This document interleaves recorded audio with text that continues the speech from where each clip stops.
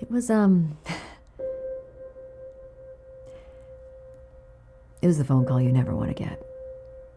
Our daughter, Kat, had been in a terrible car accident, and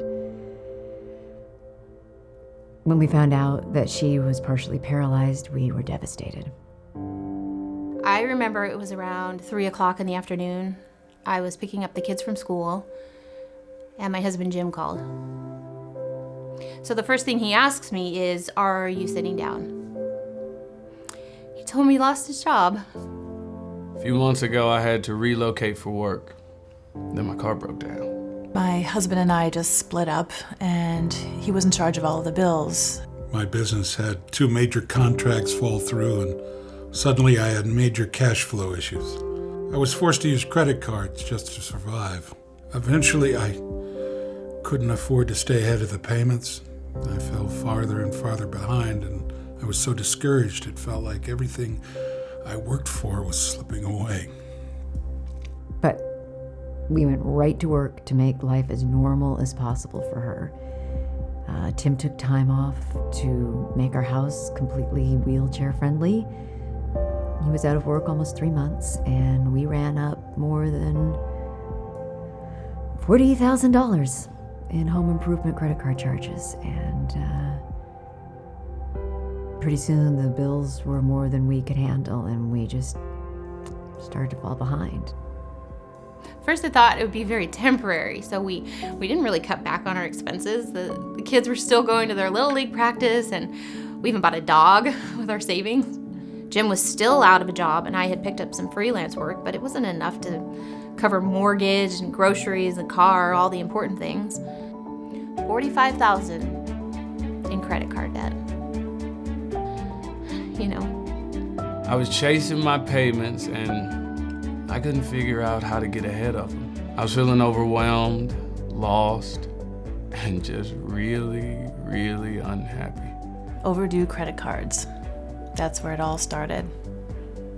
I didn't even realize that there was a problem. My debt got so bad, I was embarrassed to talk about it. Not even to friends or family, people that were closest to me. I tried to get a loan to pay the whole debt off, but the interest rate was too high. Eventually, my home went into foreclosure. That was the last straw. I felt like I'd let my wife and kids down, not to mention how I felt about myself. And it's even hard to describe to you all that was going on inside my mind. I was so much in debt. I had no idea where to turn. It was actually my sister who first told me about my other options I didn't even realize I had. After stumbling upon numerous websites, one really stood out to me. That one was the Debt Relief Center. When I learned that there was help, I have to be honest, I was nervous at first. This is a big deal.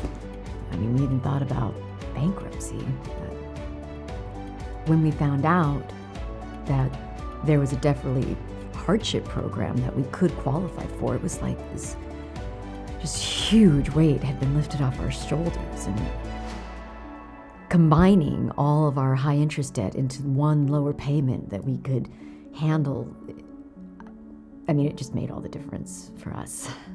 I didn't know much about it at all, but after just speaking on the phone, I knew it was the right path for us. I found out that I qualified for relief. I saw how much I could be saving each month and how much faster I could pay off my debts. Now I know that there's a light at the end of the tunnel, and I can plan for the future. I'm glad I didn't go with bankruptcy.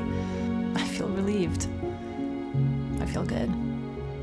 It's been about 2 years to this day we spoke with a counselor. Now that is one phone call that I cherish. Things are back to normal now, and we learned so much.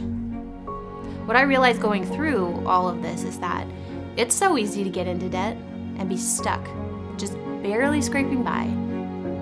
When we were going through the worst of it, if you had told me I would be here telling you how we get out of our debts and put all of that behind us, I would never have believed you.